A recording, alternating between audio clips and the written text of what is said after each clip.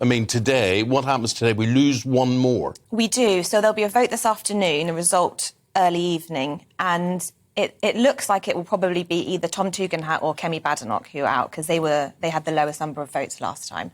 However, it still really is all to play for. And with Penny, she has been quite popular among some of the membership, but I think she could potentially fall apart because of her lack of policy. She took a pounding, didn't she, over the weekend? Yes. I mean, there was a few newspapers, principally I think was the Daily Mail, who just don't want her. And there was an article in the Sunday Times as well.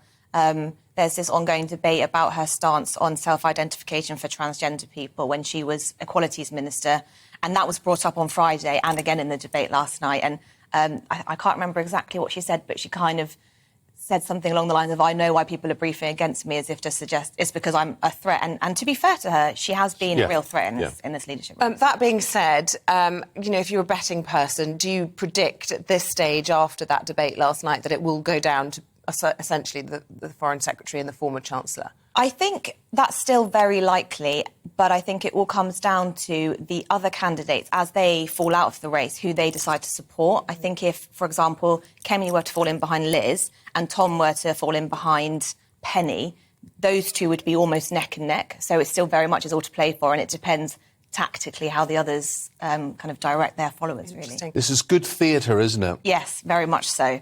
I mean, you last night, it?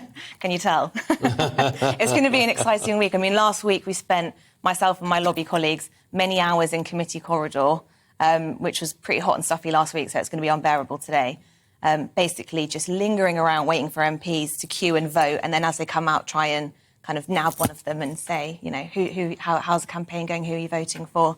We tried to get Sajid Javid, who was obviously a candidate himself, to tell us, but he's remaining tight-lipped, so I'm wondering what's going to happen with him this week. Yeah, you never know if it's a blessing or a curse when people declare that have already been knocked out, whether or not they'll curse a campaign or... Especially when it's immediate. Sometimes I think it can look a little bit too strategic if they get knocked out and then immediately say, I'm backing Rishi.